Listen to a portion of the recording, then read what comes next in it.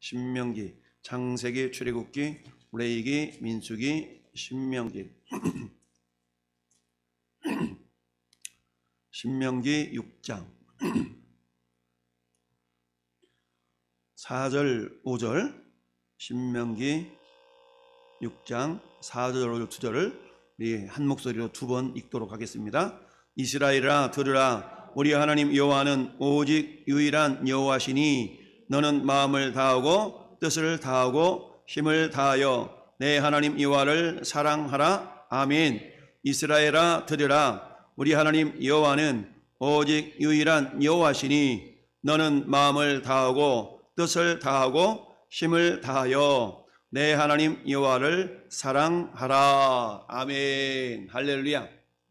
자, 특별히 우리 장로교 개통의 신앙의 기초가 보통 웨스트민스터 신앙 고백서와 대요리 문답, 소요리 문답 이 세 가지를 통해서 우리 신앙의 어떤 틀을 이렇게 갖추어서 신앙생활을 하도록 돕는 기준이 되는데요. 물론 이것은 철저하게 성경을 근거로 한 그런 틀이 되겠습니다. 자, 따라서 우리가 사단에게 휘둘리지 아니하고 이단에게 속지 아니하기 위해서는 우리가 분명한 신앙의 기준이 있어야 되겠죠. 그 신앙의 기준은 물론 성경입니다. 그러나 모든 사람이 성경을 해박하게 알 수 있는 것이 아니기 때문에 성경을 어떤 관점으로 보아야 될 것인가에 대해서 이렇게 틀을 갖춰준 것이 신앙 고백서다라고 말하고 있죠. 신앙 고백서는 다양한 신앙 고백서가 있습니다. 그러나 우리 장로교에서 채택하고 있고 많이 사용하고 있는 것이 대소요리 문답과 그리고 웨스트민스터 신앙 고백서인데요. 자, 지금부터 약 400여 년 전에 영국에 있는 웨스트민스터 그 성당에서 약 150여 명의 평신도 지도자들과 그리고 목회자들이 모여서 어떻게 하면 바른 신앙 생활을 할 것인가에 대한 그런 틀을 마련하고자 모여서 이렇게 준비한 그런 신앙의 틀입니다. 자, 그 가운데 특별히 우리 소요리 문답은 107가지에 대해서 쭉 우리가 살펴봤고요. 그 다음에 이처럼 웨스트민스터 신앙 고백서는 전체가 35장 35 챕터로 되어 있는데요. 그 챕터 우리가 지난 시간까지 한 챕터를 마쳤어요. 그 한 챕터가 뭐였냐면 성경에 대한 것이에요. 성경. 이번에는 이제 두 번째 챕터를 우리가 들어가게 되는데 그것은 따라서 삼위일체 하나님. 두 번째 챕터는 삼위일체 하나님에 대한 부분입니다. 삼위일체 하나님에 대한 파트가 전체 3장으로 되어져 있는데요. 3장으로 되어 있는데 오늘 우리가 첫 번째 한 장, 1장, 두 번째 삼위일체 하나님에 대해서 총 3장으로 포함이 되어 있는데 그 중에 한 장을 이 시간 살펴볼 건데 내용이 굉장히 많습니다. 우리가 찾아볼 성경이 많은데 그냥 우리가 성경을 믿음으로 우리가 읽는다 생각하시고 잘 우리가 집중해서 들어볼 수 있기를 바랍니다. 그래서 자, 하나님께서 우리에게 자, 삼위일체라는 말을 우리가 많이 들어봤어요. 예수 믿지 않는 사람들도 영어 공부할 때 삼위일체라는 그런 학습서를 통해서 공부도 하고 그러는데 오늘 주제가 삼위일체 하나님 첫 번째 시간인데 전체 2시간 내지 3시간 정도 할 것 같아요. 그래서 삼위일체 하나님에 대해서 우리가 보게 되는데 이것은 삼위일체 하나님은 두 번째 장에 해당되는 부분이에요. 첫 번째 장은 성경에 대한 부분이었어요. 성경에 대한 부분이 전체 10파트로 되어져 있었고요. 그 다음에 삼위일체 하나님에 대한 부분은 3파트로 되어져 있는데 그 가운데 우리가 첫 파트를 지금 살펴보는 겁니다. 그래서 우리가 이 첫 파트에서는 하나님의 속성과 절대 주권에 대한 그런 부분을 말하고 있죠. 보통 우리가 하나님의 속성을 얘기할 때 크게 두 가지로 얘기하잖아요. 첫 번째 속성은 뭐예요? 따라합시다. 절대적 속성. 절대적 속성. 그 다음에는 상대적 속성. 이렇게 표현합니다. 절대적이라는 말은 오직 하나님만이 가지고 계신 그런 속성, 성품이 있다는 얘기예요. 이것을 비공유적 속성이라고도 얘기하죠. 그 다음에 상대적 속성이라는 것은 또는 도덕적 성품 또는 또는 공유적 속성이라고 말하고 있고 하나님께서 사람을 하나님 닮은 존재로 만들었기 때문에 자, 하나님은 창조주이시고 우리는 피조물이잖아요. 그렇지만 우리가 하나님을 닮은 존재로 지음받았기 때문에 하나님도 가지고 계시고 사람도 있는 공통적인 분모의 어떤 속성이 있어요. 그 속성을 공유하다 해서 공유적 속성이라고 얘기합니다. 그래서 오늘은 하나님이 가지고 계시는 하나님의 속성에 대한 부분인데요. 그 부분이 참 쭉 우리가 기록되어 있는 것을 한번 보게 됩시다. 오늘 주제의 말씀이 신명기 6장 4절 5절을 우리가 읽어봤는데요. 여러분, 신명기서는 어디서 기록된 성경이라고 그랬죠? 신명기서는 이제 광야를 40년 동안 다 건너서, 광야를 다 건너고 거기가 마지막 기착지가 모압 평지예요. 이 모압 평지와 그 다음에 모압 평지가 가나안 그 요단강 앞에 있는 평지거든요. 그래서 모압 평지에서 요단강만 건너가면 가나안 땅이에요. 그래서 하나님께서 이 모세에게 이스라엘 백성들을 40여 년 동안 이끌고 모압 평지까지 이끌고 와서 이렇게 돌이켜보면서 얘들아 너희가 저 지난 40년 동안 어떻게 살았는가 알지? 예, 하나님. 그러면서 모세를 통하여서 하나님께서 출애굽 1세대는 하나님을 신뢰하지 못하고 하나님께 원망하고 하나님을 불신했기 때문에 광야 40년 동안에 다 죽었어요. 그리고는 출애굽 2세대, 즉 20세 이하 되었던 출애굽 1세대와 광야에서 태어난 약 200만 명의 사람들이 다시금 이제 저 모압 평지에 모여서 이 모세가 이제 고별 설교라고 할 수 있는데 세 편의 고별 설교로 광야 생활이 어땠으며 이제 너희가 이 요단강을 건너서 가나안 땅에 들어가거들랑 이 광야에서 하나님을 불신하고 하나님을 원망했던 그런 신앙생활을 하지 말고 하나님을 절대적으로 신뢰하고 그런 가운데 너희가 신앙생활을 해라 라고 하면서 기록한 성경이 신명기서예요. 그래서 이 신명기서를 쭉 읽어보면 하나님께서 가나안 땅에 들어가서 어떻게 살아야 될 것인가에 대해서 깨닫게 해주시고 지난 40여 년 동안 왜 잘못 살았는가에 대해서 이렇게 깨닫도록 해주신 성경이 신명기서다. 그래서 하나님께서 특별히 이스라엘 백성들을 그들의 자녀들을 양육할 때에 가장 먼저 읽히는 성경이 레위기서라고 그러죠. 레위기서는 법전이에요. 법전. 그러니까 이 법전을 통해서 기준을 딱 잡은 다음에 창세기, 출애굽기, 그 다음에 민수기, 신명기 이 네 권의 성경을 암송을 시키는데요. 특별히 어떻게 이들이 교육을 시키냐면 이렇게 시키는 거예요. 이스라엘아 들으라, 우리 하나님 여호와는 오직 유일한 여호와시니. 그래서 보통 우리가 유대교를 유일신교, 유일신 종교라고 얘기하죠. 그래서 하나님은 오직 유일한 여호와시니 너는 마음을 다하고 뜻을 다하고 힘을 다하여 내 하나님 여호와를 뭐하라? 사랑하라. 가장 기본이 하나님을 향한 사랑이 있어야 된다는 얘기입니다. 왜? 우리를 먼저 사랑하셨거든요. 먼저 우리를 사랑하셨기 때문에 그 사랑의 반응으로 우리도 하나님을 사랑해야 된다는 얘기예요. 왜냐하면 예수 그리스도를 이 땅에 사람의 모습을 입고 보내셨잖아요. 근데 그 예수님이 우리 지난 주일에 우리의 뭐가 되신다고 그러냐면 신랑이 되신다고 그랬죠. 우리는 주님의 신부가 되어지고. 그러면 여러분, 부부관계에 있어서 가장 기본이 뭐예요? 사랑이죠. 사랑.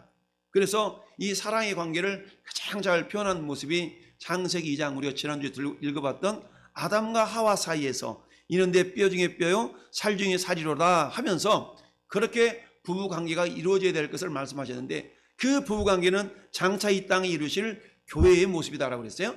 그래서 교회의 머리가 되신 예수님은 교회의 신랑이 되시고 저나 여러분들은 그 몸으로서 교회의 몸으로서 예수님의 신부가 된다. 그러니까 아담과 하와가 지극한 사랑의 관계를 이루었던 것처럼 우리가 예수님을 우리의 신랑으로 우리는 그분의 신부로 이루어지는 그 교회 공동체의 관계는 결국 사랑의 관계가 되어져야 된다는 얘기입니다. 할렐루야. 이것을 설명하는 것이 신명기 6장 4절부터 쭉 뒤에 있는 9절까지 말씀이거든요. 4절부터 9절까지 말씀인데 이것을 이스라엘아 들으라, 들으라는 말을 레마라고 표현하고 있는데요. 그러니까 하나님께서 들으라고 하는 이 말씀을 지금 나에게 하시는 말씀, 따라서 지금 나에게 하시는 말씀. 마치 예전에 핸드폰도 없고 전화도 많지 않았던 그 시대에 저 시골에 있는 부모님이 저 서울에 자식을 유학 보내놓고 그 자식하고 소통하는 방법이 편지들을 통해서 이렇게 소통을 하지 않습니까? 그러면 편지를 받아본 아들이 아버지의 편지글을 딱 받아들고 어떤 생각을 품어요? 아버지는 지금 3일 전, 4일 전에 편지를 써서 붙였지만 편지글을 받아본 아들 입장에서는 지금 아버지가 나한테 말씀하신다 라는 마음가짐을 가지고 그 편지글을 읽게 되거든요. 그런 것처럼 지금부터 모세라는 사람이 2500년 전의 사람이지만 그러나 그때 기록했던 하나님의 말씀은 지금도 이스라엘 백성들에게는 어때요? 이스라엘아 들으라. 듣는데 마치 지금 하나님께서 우리에게 말씀하신 것 같은 마음가짐을 가지고 들으라 라고 말씀하고 있다는 얘기입니다. 그것은 어때요? 비단 유대인들에게만 하시는 말씀이 아니라 오늘 이 시대를 살아가는 저와 여러분들에게도 동일하게 지금 나에게 말씀하신다 라고 우리가 마음가짐을 가져야 된다는 얘기죠. 그래서 이스라엘아 들으라, 다른 말로 말하면 왕성교회 성도들아 들으라 라는 말과 똑같은 거야. 그러니까 하나님 나한테 들으라고 그러네? 뭘 들으라고 그러시지? 우리 하나님 여호와는 어떤 분이다? 유일한 하나님이시다. 그 유일한 하나님을 어떻게? 마음을 다하고 뜻을 다하고 힘을 다해서 뭐하라? 그 하나님을 사랑하라는 얘기죠. 왜? 하나님 우리를 먼저 사랑했기 때문에 그렇죠. 우리를 사랑하셔서 늘 말씀드리지만 저 지옥 가는 급행열차를 타고 있었던 우리를 예수께서 당신의 피를 흘리시고 목숨을 지불하시면서 스탑! 지옥열차 이끌고 가는 선장인 마귀를 세워서 스탑! 내가 이 자를 내 핏값 주고 샀다! 라고 하면서 그 지옥열차에서 우리를 건져내신 거죠. 이게 하나님의 지극한 사랑 아니겠어요? 그 사랑을 덧입은 우리이기 때문에 이제는 어때요? 그러니까 너희가 뭐하라? 그 하나님을 사랑하라 라는 얘기입니다. 그런데 중요한 것은 그 하나님은 눈에 보이지 아니하시더라. 눈에 보이지 아니하시더라. 그래서 요한복음 4장 24절은 예배에 대한 부분이죠. 우리가 하나님을 사랑해서 어떻게 표현할 수 있어요? 눈에도 보이지 아니하는데 눈에 보이지 아니하시는 하나님을 우리는 분명히 사랑하거든요. 할렐루야. 근데 사랑의 모습으로서 가장 잘 나타낼 수 있는 것이 예배라는 거예요. 그래서 하나님 우리에게 예배를 원하시고 하나님은 지금도 그 예배자를 찾으시는데 오늘이 비록 수요일이지만 하나님은 이 수요일날 우리가 정하여서 예배하기로 한 그 모습을 하나님은 우리에게 보고 싶으시다. 할렐루야. 그래서 이 시간 우리가 어때요? 어떤 일이 있어도 먼저 하나님을 예배하는 그런 마음을 하나님은 갖기를 원하신다는 얘기입니다. 근데 그 하나님이 어떤 하나님이시다? 삼위가 하나가 되신 하나님, 그걸 유일하신 하나님이다 라고 표현하고 있는데요. 이 유일하신 하나님에 대해서 자 오늘 하나님과 삼위일체, 그러니까 하나님의 삼위일체 하나님에 대해서 얘기를 하고 있는데 이것을 지금 우리가 제2장에 1, 2, 3 파트가 있는데 첫 번째 파트를 전체적으로 제가 네 부분으로 잘라가지고 여러분에게 보여드리는 거예요. 글씨가 너무 적으면 안 되니까. 그래서 첫 번째 파트를 보니까 자 하나님은 어떤 분이냐? 첫째는 살아계시고 어떤 하나님? 참되신 하나님이라는 얘기입니다. 하나님은 살아계시다. 우리가 늘 얘기하잖아요. 살아계시니 어떻게 살아계신다 우리가 시퍼렇게 살아계신다 우리가 우스갯소리로 얘기하지 않습니까?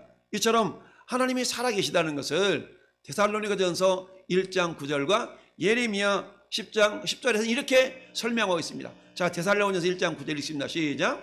그들이 우리에 대하여 스스로 말하기를 우리가 어떻게 너희 가운데 들어갔는지와 너희가 어떻게 우상을 버리고 하나님께로 들어와서 뭐 하시고 살아계시고 그 다음에 참되신 하나님을 섬기는지와 아멘. 어떻게 너희들이 정말 살아계신 하나님 참되신 하나님을 섬기는지를 내가 너희들한테 보였지 않냐 라고 사도 바울 일행이 2차 전도여행 때 세운 데살로니가 교회를 향하여서 말씀하고 있습니다. 할렐루야. 뿐만 아니라 레위기서는 모세오경 중에 중심되는 성경 법전이라고 그랬죠. 거기 10장 10절도 보니까 이렇게 얘기하고 있어요. 시작. 오직 여호와는 참 하나님이시요 살아계신 하나님이시요 영원한 왕이시라. 그 진노하심에 땅이 진동하며 그 분노하심을 이방이 능히 당하지 못하느니라. 아멘. 할렐루야. 자 여기서 말씀하시는 것이 뭐라고요? 하나님은 뭐 하시다? 참되시고 살아계시다. 할렐루야. 하나님은 살아계시고 참되신 분이다 라는 얘기입니다. 우리 인간은 어때요? 거짓되잖아요. 우리 안에 얼마나 거짓이 충만해 있습니까? 내한테 소녀가 날 것 같으면 우리는 막 힘없이 막 거짓말하고 이런 것이 우리에게 죄의 모습들인데 근데 하나님은 그러하지 아니하시다. 하나님은 살아계시고 참되신 하나님이시다. 할렐루야. 자, 근데 중요한 것은 우리 인간 하나님을 아버지라고 부르고 살고 있지 않습니까? 얼마나 감사합니까? 그래서 첫째는 그 하나님은 살아계시고 참되신 분이다. 할렐루야. 뿐만 아니라 오직 한 분만이 계신다라는 얘기죠. 우리가 좀 전에 읽어봤던 신명기 6장 4절에 들으라 우리 하나님 여호와는 오직 유일한 하나님이시다 라고 말씀하고 있는 걸 봅니다. 오직 유일한 하나님이시다. 할렐루야. 뿐만 아니라 고린도전서 8장 4절에도 그러므로 우상의 제물을 먹는 일에 대해 우리는 우상은 세상에 아무것도 아니며 또한 하나님은 한 분밖에 없는 줄을 아노라. 할렐루야 라고 말씀하고 있습니다. 자, 그 다음에 세 번째는 그는 존재와 완전성에서 무엇이다? 무한하시다. 자, 완전성에서 무한하신 하나님, 무한하시다라는 얘기입니다. 무한하시다. 자, 무한하시다라는 것을 어떻게 표현하고 있는가? 욥기서 1장을 보니까 이렇게 표현하고 있어요. 한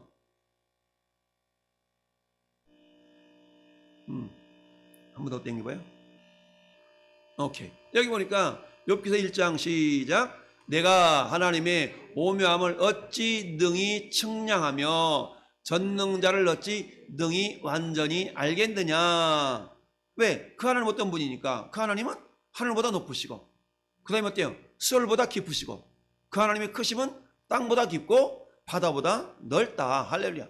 그러니까 어떻게 우리 하나님, 그 크신 하나님을 우리가 다 뭐 할 수 없다? 측량할 수가 없다라는 이야기죠. 측량할 수 없는 그 하나님에 대해서 자, 우리가 살펴본 거고요. 이처럼 그는 존재와 완전해서 무한하시다는 얘기죠. 제한이 없으시다는 얘기입니다. 제한이 없어. 그래서 우리는 어때요? 하늘을 두루마리 삼고 바다를 먹물 삼아도 그 크신 하나님의 사랑 다 기록할 수 없다. 그만큼 완전하시고 무한하시기 때문에 그렇다라는 얘기입니다. 뿐만 아니라 어때요? 가장 순결한 영이시다. 그래서 하나님은 영이시니 예배하는 자가 어떻게 해야 돼요? 영과 진리로 예배해야 돼요. 여러분, 자, 우리가 지렁이하고 대화가 소통이 되려고 그러면 어떻게 해야 됩니까? 지렁이 수준으로 내려가든가 지렁이가 사람의 수준으로 오든가 수준이 같아야만이 대화가 되는 거 아니겠어요? 마찬가지로 하나님은 영이신데 영이신 하나님이 그 당신의 절대성을 버릴 수가 없어. 그럼 우리가 어떻게 하나님을 배울 수 있냐? 영으로 배울 수 있는 겁니다. 영으로. 할렐루야. 그래서 하나님이 영이시기 때문에 우리에게 예배를 원하실 때 영과 진리로 예배하라 라고 원하시는 겁니다. 그 다음에 그 하나님은 어떨 수 없다? 영이시니까 눈으로 볼 수 없어요. 그래서 눈으로 볼 수 없고 눈에 보이지 아니하시는 하나님. 자, 디모데전서 1장 17절 이렇게 말씀해요. 영원하신 왕 곧 썩지 아니하고 보이지 아니하고, 하나님 보이지 않대. 홀로 하나이신 하나님께 영광과 존귀가 영원 무궁하도록 있을지어다 라고 말씀하고 있습니다. 할렐루야. 뿐만 아니라 신명기 4장 15절에도 그렇게 말씀해요. 여호와께서 호랍산 불길 중에 너에게 말씀하시던 날에 너희가 어떤 형상도 보지 못하였은즉 너희는 깊이 삼가라. 여러분, 이스라엘 백성들을 하나님이 모세를 통하여서 광야로 이끌어 오시도록 하셨잖아요. 그 이끌어 오셔서 어디 갔어요? 시내산까지 갔는데 시내산이 음성은 있지만 형상이 없었잖아요. 하나님이 영으로 존재하시기 때문에 그렇다라는 얘기입니다. 할렐루야. 자, 뿐만 아니라 몸과 지체가 없으시며 영이시니까 그렇죠. 그 다음에 사람과 같은 성정도 없으시고 사람 같은 성정도 없으시고, 자, 이 말씀을 사도행전 14장에서는 이렇게 표현하고 있습니다. 사도행전 14장에서는 무리가 바울이 한 일을 보고 울가오니아 방언으로 소리질러 이르되 신들이 사람의 형상으로 우리 가운데 내려오셨다. 바울과 그 일행이 이적을 행하니까 막 놀라가지고 야, 이분이 신인가 보다 라고 하면서 막 바울을 섬기는 일에 대해서 바울이 그렇게 표현한 것을 보게 됩니다. 뿐만 아니라 하나님 어떤 분이셔요? 하나님은 변하지 아니하시다. 변덕스럽지 않다는 얘기입니다. 우리가 잘 아는 야고보서 1장 17절에 그는 변함도 없으시고 회전하는 그림자도 없으시니라. 할렐루야. 변함이 없다는 얘기는 뭐예요? 변덕스럽지 않다는 얘기죠. 변덕스럽지 않다. 우리 인간은 하루에도 12번씩 마음이 변하고 생각이 변하지 않습니까? 근데 하나님은 어때요? 변덕스럽지 않으십니다. 따라합시다. 변덕스럽지 않으신 하나님. 그렇습니다. 하나님 변덕스럽지 않다는 얘기죠. 뿐만 아니라 말라기서 3장 6절에도 뭐라고 말씀하고 있습니다. 나 요한은 변개치 아니하나니 너희 야곱의 자손들아 너희가 소멸되지 않는다 라고 말씀하고 있지 않습니까? 이처럼 하나님 변덕스럽지 않기 때문에 그 우리를 향하신 하나님의 뜻은 계속된다는 얘기입니다. 여러분, 우리가 요즘 아브라함에 대해서 배우고 있잖아요. 아브라함의 자식에 대해서 배우고 있지만 아브라함은 어땠어요? 그야말로 하나님을 끝까지 정말 믿는 그 믿음이 부족했지만 하나님 어때요? 하나하나 아브라함의 믿음을 저 정상으로 이끌어 가시잖아요. 그러면 어때? 마침내 이제야 네가 나를 교회한 줄 알았다. 그 지점까지 이끌어 가신 하나님의 그 열심 있지 않습니까? 그 하나님의 열심은 오늘도 저와 여러분을 향하여 있는 줄 믿습니다. 자, 이처럼 하나님 삼위일체 하나님에 대한 부분이 쭉 나타나 있는데 이 하나님의 절대적 속성이 어떤 부분인가를 지금 우리가 살펴보고 있고요. 자, 그 다음에 자, 두 번째 그 하나님은 어떤 분이시다? 광대하시다. 광대하시다는 말은 크고 높으신 하나님, 크고 넓으신 하나님이라는 얘기죠. 그래서 이 하나님의 크심을 어떻게 표현하고 있습니까? 열왕기상 8장은 자, 하나님께서 이제 다윗을 통하여 성전을 짓고 싶은 마음을 품었을 때 다윗이 성전을 짓지 못하잖아요. 대신 다윗의 아들인 솔로몬이 성전을 짓도록 하나님이 인도하시지 않습니까? 그래서 이 솔로몬이 성전을 딱 지어놓고 하나님을 향하여서 찬양하고 기도했던 기도 내용이 열왕기상 8장에 나타나 있어요. 이 열왕기상 8장에서 뭐라고 표현하고 있냐면 이렇게 표현하고 있습니다. 자, 27절 같이 읽습니다. 시작. 하나님이 참으로 땅에 거하시리까 하늘과 하늘들의 하늘이라도 주를 용납하지 못하겠거든 하물며 내가 이 건축한 이 성전이오리까. 아멘. 자, 그 크신 하나님이 성전에 갇혀 계실 수가 없잖아요. 그래서 솔로몬이 뭐라고 고백합니까? 오직 여호와 이름을 두시려고 건축했다고. 이름으로 계신다는 얘기입니다. 할렐루야. 여호와 이름으로 계시는 거예요. 그 크신 하나님, 그 크신 하나님은 형상으로 임재하지 못하시고 이름으로 계시는 겁니다. 오늘날 우리가 예수 믿고 하나님의 자녀가 되고 이 성전이라는 예배당이라는 공간 속에서 예배할 수 있는 것은 누구 때문에? 그리스도 이름 때문에 모이는 거예요. 할렐루야. 그렇게 해서 이 열왕기상 8장 27절에 하나님이 너무나 크시기 때문에 갇혀 계실 수 없는 분이다 라고 솔로몬이 고백한 내용입니다. 자, 그 다음에 광대하시고 그 다음에 어때요? 영원하시고 헤아릴 수가 없으시다. 할렐루야. 영원하시고 헤아릴 수가 없으신 하나님. 자, 그래서 영원하시고 헤아릴 수가 없다는 얘기는 그만큼 크고 위대하시다라는 말씀인데, 자, 시편 한번 153편 한번 읽어볼까요? 같이 한번 시작. 145편 3절 시작. 여호와는 위대하시니 크게 찬양할 것이라 그의 위대하심을 청량하지 못하리로다. 아멘. 그 하나님은 모세가 시편 90편에서 시편 90편은 모세의 시편인데 시편 90편에 뭐라고 고백하고 있어요? 이렇게 고백해요. 시작. 산이 생기기 전 땅과 세계도 주께서 조성하시기 전 영원부터 영원까지 주는 하나님이십니다. 아멘. 자, 영원부터 영원까지라는 말은 처음부터 나중까지, 즉 우리 하나님은 피조물이 아니다라는 의미입니다. 할렐루야. 영원부터 영원까지 계시다는 얘기는 하나님은 피조물이 아니다. 그러니까 뒤집어놓고 말하면 하나님은 창조주가 되신다라는 얘기죠. 그러니까 피조물이 아니고 창조주가 되시니까 사도 바울은 디모데 전서 1장 17절에서 그는 뭐 썩지 아니하시고 보이지 아니하시고 홀로 하나이신 하나님께 존귀와 영광이 영원 무궁하도록 있을지어다 라고 고백할 수가 있는 겁니다. 뿐만 아니라 그 하나님 어떤 하나님이셔요? 전능하신 하나님이라고 그랬죠. 아브라함이 하나님을 절대적으로 신뢰하지 못해서 하갈을 통해 이스마엘을 낳는 실수를 범하니까 하나님 뭐라고 말씀하셔? 너는 내 앞에 행하여 완전하라 라고 하나님께서 나는 전능한 하나님이다, 엘샤다이 하나님이다 라고 창세기 17장 1절에 말씀하셨다고 그랬죠.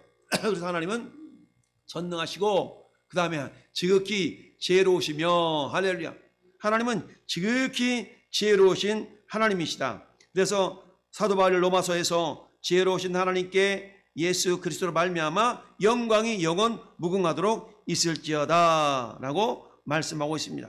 그리고 하나님은 우리가 어떠하시다고 말씀하고 있습니까? 거룩하시다. 가장 거룩하시다. 여러분, 거룩이라는 것이 뭐라고 그랬어요? 구별됨이라고 그랬죠? 구별됨. 자, 그래서 이사야 6장 3절 말씀 보니까 하나님의 거룩하심을 어떻게 표현하고 있냐? 이렇게 표현하고 있습니다. 거룩하시고 거룩하시고 거룩하시고 거룩하다 거룩하다 거룩하다 라고 고백하고 있는 것을 보게 됩니다. 그래서 하나님은 거룩하다, 거룩하고 거룩하고 거룩하다. 계시록 4장 8절에도 하나님에 대해서 그렇게 표현하고 있죠. 거룩하시고 거룩하신 그 하나님에 대해서 말씀하고 있습니다. 하나님은 어떠신 분이다? 거룩하신 하나님이다 라는 것을 말씀하고 있습니다. 그래서 내 천사가 말하기를 밤낮 쉬지 않고 이르기를 거룩하다 거룩하다 거룩하다 주 하나님 곧 전능하신 이여 전에도 계셨고 이제도 계시고 장차 오실 이시라 라고 고백하고 있다. 하나님은 가장 거룩하시다는 얘기입니다. 그 다음에 뭐예요? 자유로워요. 자유롭다는 얘기는 뭡니까? 원하는 것을 다 하실 수 있다는 얘기입니다. 하나님 원하시는 걸 모든 걸 다 하실 수 있지만 모든 걸 다 하지 않으시죠?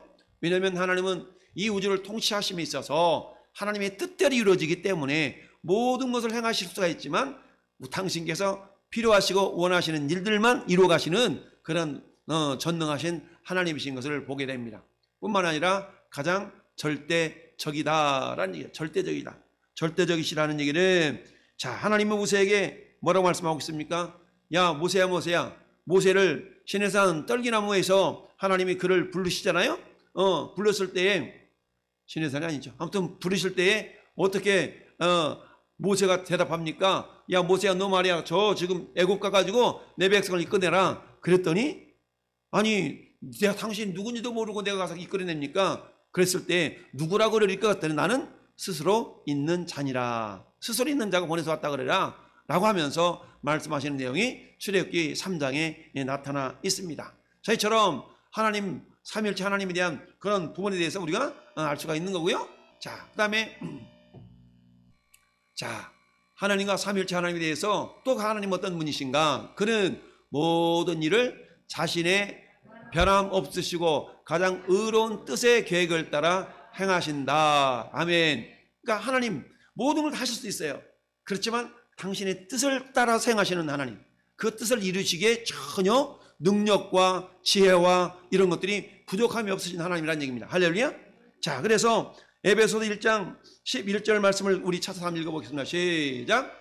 모든 일을 그의 뜻의 결정대로 일하시는 이의 계획을 따라 우리가 예정합을 입어 그 안에서 기업이 되었으니. 아멘. 이 말은 그런 거예요. 하나님의 계획 가운데 저와 여러분들을 그리스도 예수 안에서 하나님의 기업이 됐다는 얘기입니다. 기업이 됐다는 얘기는 이렇게, 하나님이 이렇게 말씀하시는 거예요. 따라합시다. 너는 나의 보물. 이거거든요. 하나님 우리를 향해서 너는 나의 보물이야. 왜 우리 자녀들 그렇지 않아요? 막 손주 태어나면 아이고 내 보물, 내 새끼는 내 보물이야 이런 것처럼 하나님은 저나 여러분들을 그리스도 예수 안으로 부르셔서 우리를 뭐 삼으셨어요? 보물 삼으셨다. 그래서 하나님이 뭐라고 말씀하신다? 그리스도 예수 안에서 우리가 기업이 되었다라고 말씀하시는데, 그것은 어때요? 하나님의 계획 가운데 당신의 깊으신 뜻을 따라서 그렇게 되어졌다라는 얘기입니다. 자, 그렇게 해서 우리가 하나님께 쓰임 받는 이왕이면 하나님의 기쁘신 쪽으로 우리가 쓰임을 받아야 되겠죠. 잠언서는 뭐라고 말씀하고 있습니까? 악인도 악한 날에 필요하기 때문에 하나님이 이렇게 지으셨다고 그러잖아요. 여러분, 우리 악하게 쓰임 받는 것보다 선하게 쓰임 받는 거 좋지 않겠어요? 그래서 하나님께 저는 여러분들 어떻게 선하게 쓰임 받도록, 디도서 2장 14절을 보니까 하나님 우리를 구원하신 목적이 뭐라고 했어요? 선한 일에 열심을 품는 자기 백성 삼으시게 해서 우리를 구원하셨다고 말씀하지 않습니까? 그런 것처럼 하나님은 저는 여러분들을 그렇게 선하게 사용하기를 원하신다라는 얘기입니다. 자, 우리 네 번째 한번 읽어봅시다. 시작. 자기를 부지런히 찾는 자들에게는 상을 주시는 이시로다. 아멘. 우리가 믿음으로 고백하는 히브리서 11장 6절 우리 암송하지 않습니까? 믿음이 없이는 기쁘시게 하지 못하나니 하나님께 나가는 자는 반드시 그가 계신 것과 또한 그가 자기를 찾는 자들에게 상 주시는 이심을 믿어야 할지니라. 할렐루야. 이 시간 여러분, 하나님은 저와 여러분에게 상 주시기를 원하셔요. 자, 이 시간 우리 어땠어요? 하나님을 찾는 시간이잖아요. 하나님을 찾았기 때문에 하나님은 찾는 자들에게 상 주시는 이심을 믿어라. 할렐루야. 여러분, 그 상이라는 건 당장에 주실 수도 있지만 하나님의 때에 하나님 가장 합당한 방법으로 우리에게 주신다는 얘기입니다. 그러니까 이 시간 우리가 예배 자리에 나와 있다는 얘기는 이미 우리는 어때요? 상 받을 자들이다. 할렐루야. 따라서 나는 상 받을 자입니다. 그래서 우리가 어때요? 기쁨과 감사함으로 이 예배할 수 있는 겁니다. 할렐루야.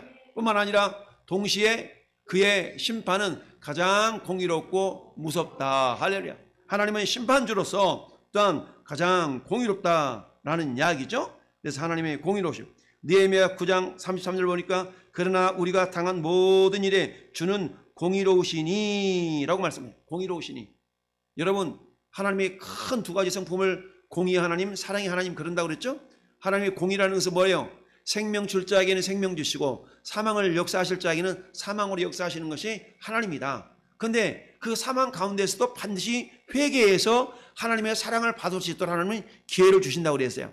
근데 그 기회를 거절한 자에게는 반드시 그 죄에 대한 대가를 물으시는 것이 하나님의 공의라는 얘기입니다. 할렐루야.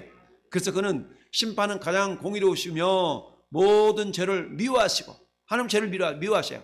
결단코 사면하지 않으시는 분이시다. 결단코 사면하지 않는다는 얘기는 무조건 사면하지 않는다는 얘기가 아니라 회개할 기회를 주셨음에도 불구하고 그 회개할 기회를 버리는 자에게는 하나님은 반드시 심판하신다라는 그런 의미입니다. 할렐루야. 그래서 저는 여러분들이 우리 나홈서를 보니까 이렇게 말씀하고 있습니다. 자, 나홈서 1장 2절 같이 읽어보겠습니다. 시작. 여호와는 질투하시며 보복하시는 하나님이시니라. 여호와는 보복하시며 진노하시되 자기를 거스르는 자에게 여호와는 보복하시며 자기를 대적하는 자에게 진노를 품으신다. 아멘. 자, 자기를 거스르고 자기를 대적한다는 얘기는 뭐겠어요? 하나님이 기회를 주셨음에도 불구하고 그 기회를 받아서 회개하지 않는 자를 말하는 거야. 자, 그래서 3절 말씀 또 보니까 여호와는 노하기를 더디하시며 권능이 크시며 벌 받을 자를 결코 내버려 두지 아니하시느니라. 여호와의 길은 회오리 바람과 광풍에 있고 구름은 그의 발에 티끌이로다. 아멘. 자, 하나님은 노하기를 더디하셔요. 어떤 사건에 대해 죄에 대해서 노하시긴 노하시는데 기다리고 회개하기를 원하세요. 그렇지만 그 노하기를 더디하시지만 그들이 회개할 기회를 버리시면 어김없이 죄에 대해서 하나님은 반드시 책임을 물으신다는 얘기죠. 이게 하나님의 공의라는 얘기입니다. 할렐루야. 하나님은 사랑과 공의가 풍성하셔요. 그래서 하나님은 우리를 사랑하시는데 우리가 죄 있는 모습 그대로 사랑하셨지만 그 죄를 사함받기 위하여서 예수님을 믿고 나오는 자들에게는 그 어떤 죄가 있다 할지라도 다 그 죄를 어떻게 다 덮으셔서 그 죄를 용납하시고 어떻게 내가 그 죄를 모른다라고 하나님이 죄를 간과하시는 하나님이셔요. 그런데 우리가 끝까지 우리 죄를 주님께 고백하지 아니하고 나홀로 살아가는 자들은 반드시 뭐가 있다? 심판이 있다라는 것이 성경의 진리고 원리다라는 것을 우리가 알 수 있어야 됩니다. 할렐루야. 그러면서 마지막 한 자를 우리 한번 출애굽기 3, 4장 7절 있습니다. 인자를 천대까지 베풀며 악과 과실과 죄를 용서하리라. 그러나 벌을 면제하지는 아니하고 아버지 악행을 자손 3, 4대까지 보응하리라. 아멘. 할렐루야. 여러분, 죄라는 것이 있고 벌이라는 것이 있어요. 자, 이런 겁니다. 내가 정말 하나님 말씀대로 순종하지 않아서 맨날 술 먹고 담배 피다가 이럴 때 내가 간덩이가 이상이 있었어. 그러면은 그런 것을 내가 회개하고 하나님 내가 정말 잘못했습니다. 이제 내가 술 담배 다 끊고 주님만을 의지하며 살아가겠습니다라고 이렇게 회개하고 돌아왔어요. 근데 이미 고장난 간은 회복하기까지는 어때? 그 기간이 있잖아요. 회복하기까지는 그 기간 동안에 내가 경험해야 될, 겪어야 될 고난이 있다는 얘기입니다. 이 고난을 뭐라고 하냐면 벌이라고 얘기하는 거예요. 이미 죄는 회개하는 순간 용서를 받지만 그 벌이라는 것은 즉각적으로 회수가 될 수도 있지만 그러나 그 벌은 즉각적으로 회수가 되지 않을 수도 있는 겁니다. 이런 거잖아요. 내가 정말 술 먹고 하다가 음주운전해가지고 교통사고 나가지고 다리가 이렇게 하면 다리를 절단해야 될 상황이었어요. 근데 어때? 다리가 어쩔 수 없이 절단을 됐어요. 그럼 어떻게 돼요? 그것을 회개하고 앞으로는 하나님 내가 신앙생활 잘하고 정말 음주운전하지 않고 술 끊고 담배 끊고 하나님만을 전심으로 섬기겠습니다라고 하면 그 죄가 용서받지만 이미 벌로 내가 벌이라고 여길 수 있는 그 다리가 잘라진 이 모습은 회복되지 않는다는 거예요. 그래서 그 벌은 그대로 있다는 얘기입니다. 그래서 저는 여러분들이 하나님 앞에 우리가 범죄한 그것 때문에 벌이 임하지 않도록, 벌이라는 것은 우리 육체가 당하는 고난을 벌이라고 얘기를 해요. 그러니까 죄라는 것은 이 눈에 보이지 않는 그런 부분이 될 수도 있지만 그러나 죄는 사함을 받지만 죄가 용서받았다고 해서 겉으로 막 써여져 있는 건 아니잖아요. 그러나 벌이라는 것은 우리 육체가 감당해야 될 그런 고난을 말하는 겁니다. 그 육체가 감당해야 될 고난이라는 것은 쉽게 사라질 수도 있지만 또 그렇지 않을 수도 있잖아요. 그래서 주님 뭐라고 말씀하세요? 그러나 벌을 면제하지는 아니하고 아버지 악행을 자손 3, 4대까지 보응하리라 라고 말씀하고 있습니다. 이처럼 하나님의 속성에 대해서 우리가 쭉 살펴봤어요. 근데 그 하나님 어떤 하나님? 삼위일체 하나님에 대한 부분에 대해서 쭉 얘기해 봤는데 우리 여러 가지 것들을 쭉 생각해 봤습니다. 여러분 생각나는 대로 하나님 이런 분이시구나. 자, 이런 부분을 내가 몰랐네? 아니면 내가 뭘 알았다면 그 하나님 대해서 이렇게 더 의지하고 기도해야 되겠네? 라는 부분을 우리가 생각하면서 오늘 여러분들이 생각나는 대로 하나님, 그런 하나님이 나의 아버지 되심을 감사합니다. 그런 하나님이 나의 죄를 용서하신 걸 감사합니다. 그렇다면 이제 내가 더욱더 주님을 닮아가는 그런 믿음의 사람이 되기를 원합니다. 라고 우리가 같이 잠깐 한번 기도하겠습니다.